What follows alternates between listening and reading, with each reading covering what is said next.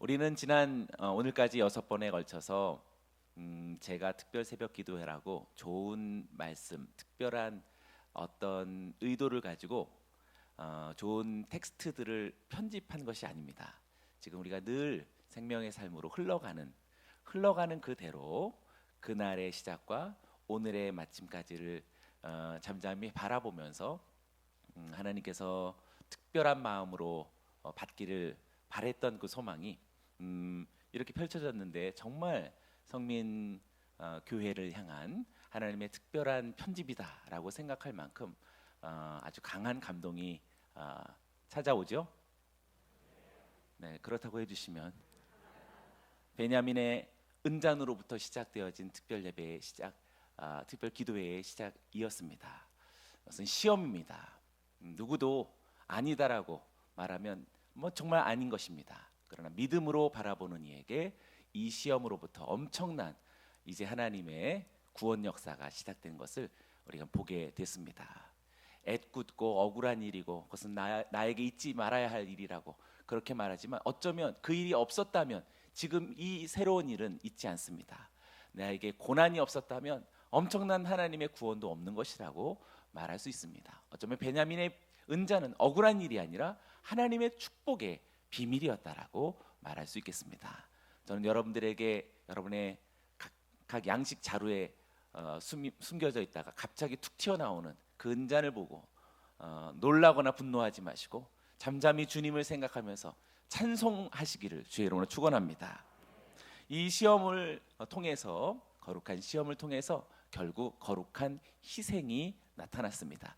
유다라고 하는 평소에 우리가 존경할 필요도 없었고 별로 보암직하지 못했던 바로 그 유다에게서 엄청난 희생적 발언이 등장하게 되었고 그가 자신이 대신해서 베냐민의 그런 고난과 베냐민의 종됨을 스스로 짊어지겠노라라고 유다 지파스러운 그런 놀라운 발언이 비로소 우리에게 나타났습니다. 그것을 가리켜 우리는 거룩한 희생이라고 말하였고 이 희생으로 말미암아 그동안 자신을 숨겨놓았던 요셉이 스스로를 드러냅니다.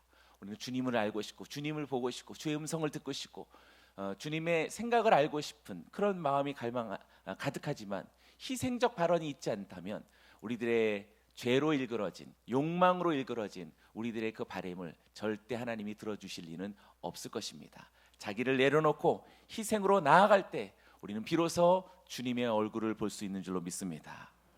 이렇게 주님의 얼굴을 보면서 요셉이 사명을 드러내게 되지요.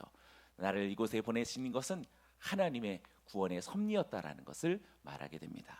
이렇게 우리가 희생적 삶을 살아갈 때 거룩한 사명을 깨닫게 되어지고 사명자로 살아가는 순간 하나님은 바로를 통하여서 이 땅에 있는 모든 것들이 다 너희 것이다라고 그렇게 약속을 주십니다. 우리가 이 땅의 삶을 살아가는 것은 그냥 자기 고군분투하는 그런 삶을 이야기하지 않습니다. 경쟁주의적 삶에서 적자생존을 그런 사고를 말하지 않습니다. 하늘의 엄청난 보화와 하늘의 상급들이 여기는 저와 여러분들의 소유가 되어지는 줄로 믿습니다. 거룩한 약속이었습니다. 거룩한 약속을 부여잡고 드디어 우리는 여정을 시작합니다. 그런데 뜻밖의 거꾸로 가는 여정이었습니다.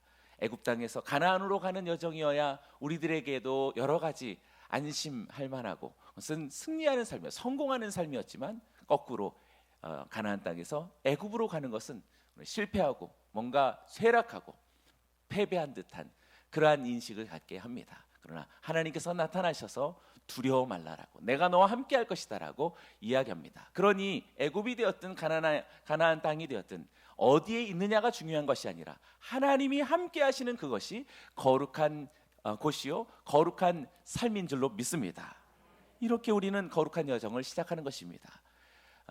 그래서 이제 야곱과 함께하는 야곱의 모든 가족들이 드디어 오늘 본문 말씀에서 그 명단이 나타납니다.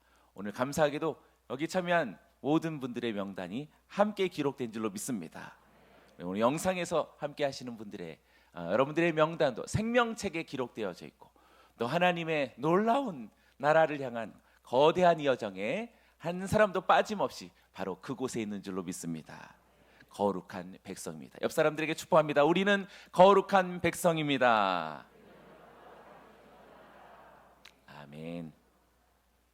네, 그러니 지금 우리 6일 동안의 이 흐름을 본다면 정말 거룩한 백성, 성민 교회를 향한 하나님의 인도하심이죠. 혹시 뭐 성민교회가 아니어도 우리 모두는 다 거룩한 백성이기에 하나님께서 우리를 인도하시는 정말 맞춤 말씀이 된다라고 생각됩니다. 저만 계속 감동하고 있는 것 같은 그런. 오늘 본문은 야곱과 함께 애굽에 내려가는 자손들의 이름을 직접 우리들에게 열거해주고 있습니다. 야곱 가족 명단은 약속하신 하나님의 신실하심을 알려주는 것입니다. 때로는 뭐 이렇게 이름이 자꾸 나타나니까 우리들에게는 지루할 수 있는 것 같지만 거기 자기 이름 찾는다고 생각해 보십시오. 얼마나 그것은 흥미진진한 일이세요.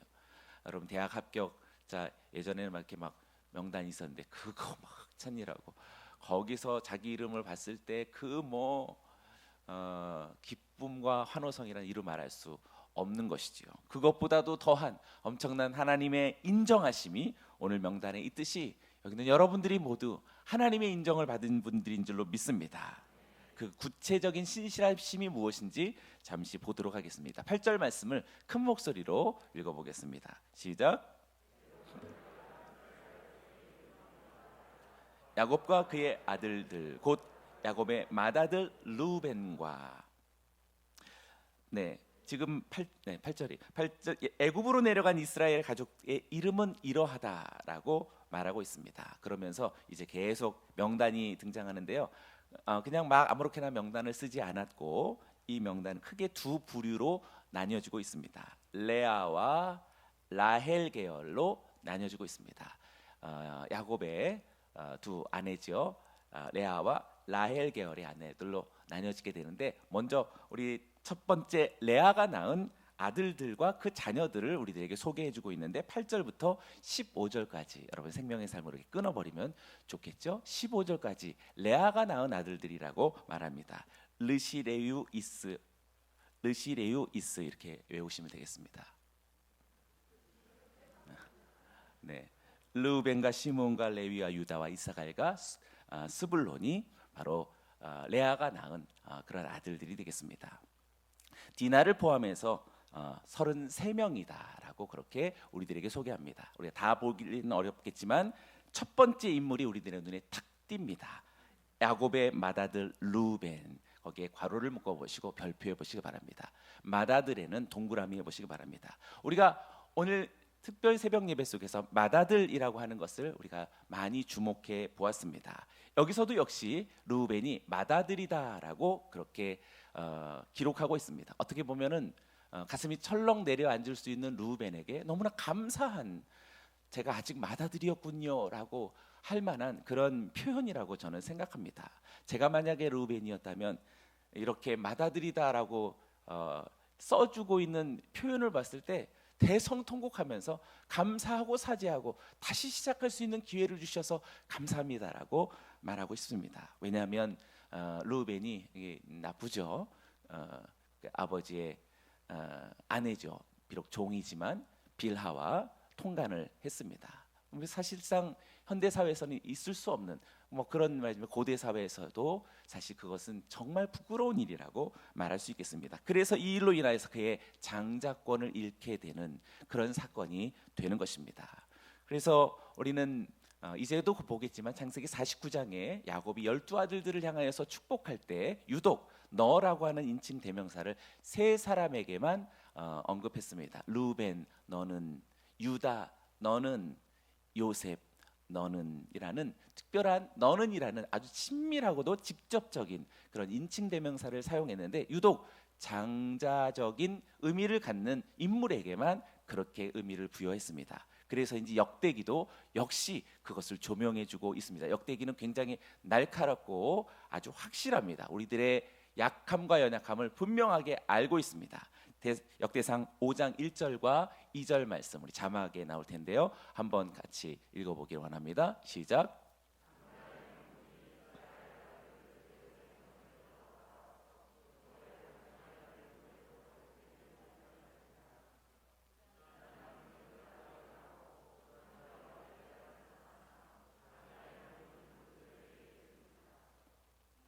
네, 이스라엘의 장자 루벤의 아들들은 이러하니라. 그러면서 이제 괄호로 묶여 있는데, 루벤은 장자라도 그의 아버지의 침상을 더럽혔으므로 장자의 명분이 이스라엘의 아들 요셉의 자손에게로 돌아가서 족보에 장자의 명분대로 기록되지 못하였느니라. 2절에 유다는 형제보다 뛰어나고 주권자가 유다에게서 났으나 장자의 명분은 요셉에게 있으니라. 라고 지금 루벤과 유다와 요셉의 세 사람의 인물이 역대상 5장 1절과 2절 말씀 속에서 모두 다 등장하고 있지요. 그러니 지금 우리는 뭐 첫째가 장자라는 그런 어떤 현실적인 것에만 장자라는 그 뜻, 그 정의를 우리는 밝히지만, 정말 지금 루벤과 유다와 요셉을 통해서 하나님은 진짜 영적 장자, 진정한 장자를 찾고 계시고, 그리고 의미를 부여하고 계시고, 그리고 하나님의 말씀은 정의하고 있다라고 말할 수 있겠습니다. 주권자가 유다에게서 났지만 실제적 장자의 명분은 결국 다 키우고 양육하고 돌보고 책임진 사람은 요셉이다라고 이야기하고 있습니다. 저는 여러분들이 정말 요셉과도 같은 우리의 모든 청년들을 돌보고 저들을 세우고 저들을 파송하고 결국 저들로 인해서 만국의 하나님의 이름을 선포하는 그러한 요셉과도 같은 장자들이 되길 축원합니다. 그리고 이곳에서 정말 유다 지파와 같은 자신을 다 내어주고 완전히 깨뜨리고 십자가에서 다 찢고 다 쏟아부어내는, 그래서 만민의 구원을 일으키는 그런 정말 진정한 장자죠. 그런 유다 지파와 같은 우리 성민교회가 번속들이 되시길 주의 이름으로 축원합니다. 루벤은 그래서 부끄럽습니다. 그래서 이렇게 부끄러운데, 그래도 오늘 창세기에서는 그냥 그런 말 하지 않고 그래도 야곱의 맏아들 루벤이다라고 말해서 우리의 마음을 막 쓸어내리면서 다시 기회를 주신 하나님 앞에 얼마나 감사할 수 있는지 모르겠습니다. 사랑하는 여러분이요, 이렇게 장자의 싸움은 한 사람 내 내면 안에서도 싸우게 됩니다. 돌아오는 다음 주 금요일에 이제 두 나라의 싸움이 무엇인지, 그것은 영토의 싸움도 아니고 어떤 뭐 경제권의 싸움도 아닙니다. 팥죽과 장자권의 싸움인 것입니다. 두 사람의 싸움이 아니라 내 내면에서 일어나고 있는 두 세계의 충돌이라고 말할 수 있습니다. 사랑하는 여러분, 이 세대는 끝까지 먹을 것과 그리고 가질 것, 소유할 것에 대해서 우리를 요구하고 우리를 미혹합니다. 사랑하는 여러분들이여, 강하고 담대하게 하나님의 영적 장자들이 되시기를 주의 이름으로 축원합니다. 아멘. 창세기에서는 이렇게 여전히 장자로 기록됩니다. 또 지금 레아의 명단 속에서 르시레유이스라고 해서 유가 있죠. 유다가 있습니다. 12절 말씀 속에 유다가 나오는데, 유다의 면면을 보면 참으로 부끄럽기 짝이 없습니다. 12절 말씀도 한번 같이 읽어볼까요? 시작. 곧 엘과 오난과 셀라와 베레스와 세라니. 엘과 오난은 가나안 땅에서 죽었고 베레스의 아들은 헤스론과 하물이요. 유다의 아들들의 이름이 처음에 5명이 이렇게 등장하게 되죠. 엘과 오난과 셀라와 베레스와 세라다라고 이야기합니다.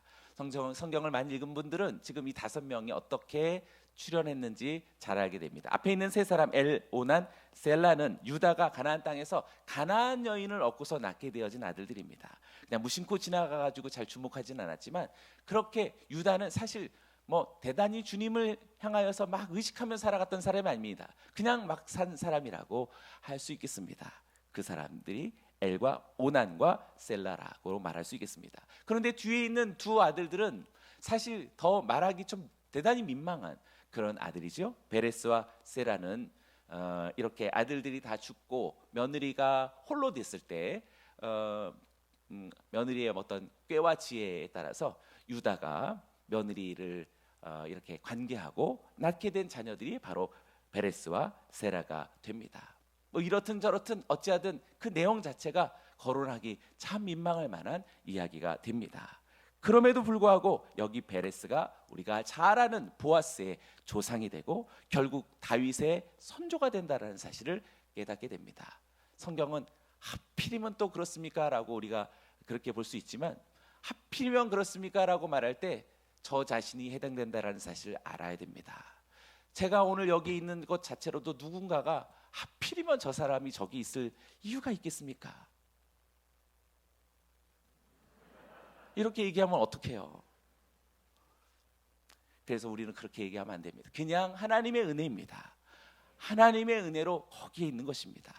하나님의 은혜로 베레스가 하나님의 사랑을 받고 거기에서 다윗이 나오고 거기서 예수 그리스도께서 오늘도 이 땅에 나타나시는 거대한 은총의 세계가 바로 하나님의 세계인 줄로 믿습니다. 여기는 저와 여러분들도 꽤 대단히 해서 오늘 이 자리에 있는 것이 아닙니다. 그냥 하나님의 은혜로 여기에 우리가 있는 줄로 믿습니다. 아멘. 이렇게 족보 속에서 우리는 곳곳에 저 사람은 정말 유다가 아닌데 라고 했지만 그냥 하나님의 사랑을 입고 유다가 되고, 유대인들이 자신을 얼마나 자부심을 가질 때 그 주이시라고 하는 말들도 바로 그들이 유다인이다라는 말을 갖게 되는 그런 배경이 되는 것입니다. 이렇게 레아가 낳은 아들들을 소개하고 난 이후 레아의 종 실바가 낳은 아들들과 그 자녀들을 16절과 18절 속에서 언급하게 됩니다. 여러분의 성경책도 이제 이렇게 박스를 둘러두시면 좋을 것 같습니다. 16절과 18절에서는 갓과 아셀 두 자녀를 언급하고 있고 모두 16명이다라고 소개합니다. 그리고 이어서 아까 레아와 또 라헬이 있죠. 라헬의 자녀들을 우리들에게 소개하는데 라헬이 낳은 아들들과 그 자녀들에 관하여서는 19절부터 22절까지 우리들에게 소개해주고 있습니다. 또 이렇게 박스를 둘러보시면 좋겠습니다. 너무나도 잘 아는 인물이 나타나죠. 라헬의 두 아들 요셉과 베냐민이다 라고 소개하며 총 14명을 우리들에게 이야기하고 있습니다. 그 중에서 우리가 요셉과 베냐민을 주목하지 않을 수 없겠습니다. 19절과 20절 제가 한번 읽어봅니다. 야곱의 아내 라헬의 아들 곧 요셉과 베냐민이요 애굽 땅에서 온의 제사장 보디베라의 딸 아스낫이 요셉에게 낳은 므낫세와 에브라임이요 라고 말합니다. 라헬의 아들은 요셉과 베냐민인데 이미 지금 애굽에 내려가 살고 있던 요셉도 야곱 가문의 이주자 명단에 포함되어져 있습니다.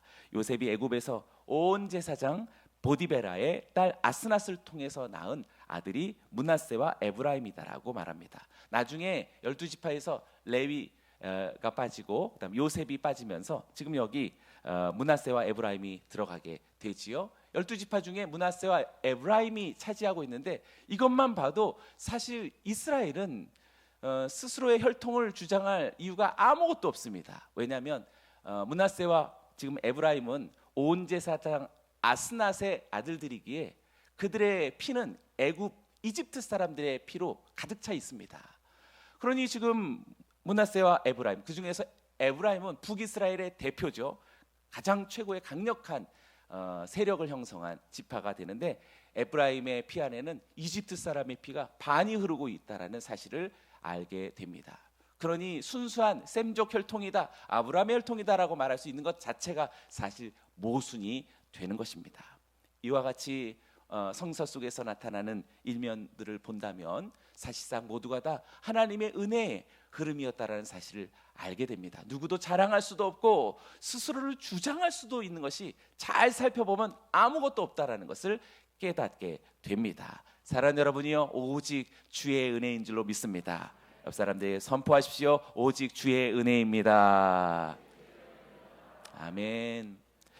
요셉도 마찬가지입니다. 정말 지금 애굽의 총리라는 그런 대단한 어떤 입지전적인 위치에 올랐지만 지금 요셉은 그것을 전혀 마치 망각한 사람처럼 그건 아무것도 아니다라고 그렇게 손살에 치고 있는 듯 해 보입니다. 그는 하나님의 언약 백성이라는 정체성을 더 강력하게 주장하고 있는 사람입니다. 잘 한번 생각해 보시죠. 요셉이 어디서 태어났습니까? 바단 아람에서 태어났습니다. 시리아에서 태어났죠. 거기서 7살까지 살게 됐습니다. 그리고 나서 17세까지 팔레스타인 가나안 땅에서 살았으니 10년 동안 그는 가나안 땅에서 살게 된 것이지요. 그리고 나서 이제 팔려가게 됩니다. 애굽으로 오게 되고 그러니까 110세까지 살았으니 애굽에서만 93년을 살게 됩니다. 질문합니다. 요셉의 고향은 어디입니까? 그의 고향은 출생지로서 시리아입니까? 아니면 10년 살았던 가나안입니까? 아니면 93년 살았던 애굽입니까? 여러분 같으면 어디겠습니까? 미국에서 해외 이민교회를 경험할 때 미국에서 사시는 우리 한국인들 중에 아주 잘 유력하게 이렇게 사신 분들은 한국인이라는 정체성을 뭐 이렇게 자부하기도 하고 이야기도 하지만 뿌리 깊게 나는 미국 사람입니다. 미국의 어떤 여정 속에 있다라고 그렇게 이야기. 많은 관습들 중에 한국의 관습들을 오히려 이렇게 표현하는 것에 대해서 어색해하게 여기는 분들이 있습니다. 유독 한국의 자녀들이 미국에서 빨리 언어를 잃어버리는 것도 좀 이상하게 여겨졌고요. 저기 중앙아시아 갔을 때 우리 한민족들을 만나 고려인 3세 4세들을 만나서 당신아 우리 한 피입니다. 제가 이렇게 가까이 얘기하면 고개를 갸우뚱 이렇게 합니다. 뭐 잘 모르겠는데 뭐 이런 이야기를 합니다. 그러나 어쨌든 지금 요셉은 이렇게 전혀 그의 고향이 어딘지 알지 못할 만한 그런 상황임에도 불구하고 가장 짧게 살고 있었던 바로 이 가나안 땅에 대한 약속의 땅에 대한 하나님의 언약 백성에 대한 강한 정체성을 가지고 있어서 창세기의 마지막 끝에서 이곳에서 너희들이 나갈 때에 내 해골에 대고 맹세하라, 내 해골을 가져가라고 그렇게 간곡하게 부탁했던 것을 알게 됩니다. 가나안 땅을 향한 하나님의 나라에 대한 강한 소망을 요셉이 갖게 된 것을 보게 됩니다. 사랑하는 여러분이요, 저와 여러분들도 그러한 믿음, 이러한 신앙에 대한 강한 정체성이 우리 안에서 충만하게 차고 넘쳐서 이 땅의 대단한 업적도, 대단한 세상적 성공도 다 의미 없노라라고 고백할 수 있는 우리 모두가 되길 축원합니다. 아멘. 이렇게 오늘 본문 속에서 레아 자손이 33명, 실바 자손이 16명, 라헬 자손이 14명, 빌하 자손이 7명이라고 알려주고 있습니다. 후손의 명단에서 보통 여성의 이름은 생략될 경우가 많이 있는데요, 야곱의 명단 속에서는 여성의 이름들도 자주 보이고 있습니다. 그 중요한 위치를 차지하고 있다는 것을 우리들에게 알려주고 있습니다. 여기에 지금 이름이 등장하고 있다는 사실에 얼마나 우리는 의미를 부여해야 할 것인가요? 우리는 의미를 부여해도 지나치지가 않습니다. 생명책에 내 이름이 있다는 사실로서 우리가 얼마나 감격하고 기뻐해야 할지 모릅니다. 지금 당장의 요한계시록으로 가서 그 전후에 얼마나 참혹한 죽음이 무적행 속으로 들어가고 불못에, 영원한 불못에, 죽음도 죽지 않는 그 영원한 죽음의 곳에 서 있는 그곳을 묘사할 때 생명책에 기록되어지는 이들이 어떻게 하나님의 보좌 앞에서 주님을 영원토록 찬송하고 있는지를 보시길 바랍니다. 이렇게 극단으로 나뉘어지고 최종적 심판이 있는 곧 얼마 남지 않은 이 시대를 오늘 우리가 그냥 잠자고 있을 수는 없는 것입니다. 깨어서 우리 하나님의 마음에 합한 자 되어서 영원한 생명책에 기록된 것을 기뻐하고 감사하고 나만이 아니라 수많은 생명들이 이곳에 기록되어지기를 바라노라. 그런 다짐과 결심이 오늘 우리 모두에게 있기를 주의 이름으로 축원합니다. 할렐루야. 구원받은 성도들은 이와 같이 모두가 각자의 사명의 수행으로서 하나님의 나라를 이루어가고 나라를 회복해 나아가야 할 그러한 역할을 감당하는 사람들입니다. 여기에는 주목할 만한 사람이다, 그렇지 않은 사람이다라 말할 수 있는 사람이 없습니다. 모두가 다 하나님의 나라에 합한 하나님의 백성들이요 거룩한 백성들이다라고 우리는 기뻐해야 하고 감사해야 하고 그렇게 불러주신 하나님을 찬송해야 할 줄로 믿습니다. 마지막 26절과 27절의 말씀을 보십시오. 함께 같이 읽어보겠습니다. 시작.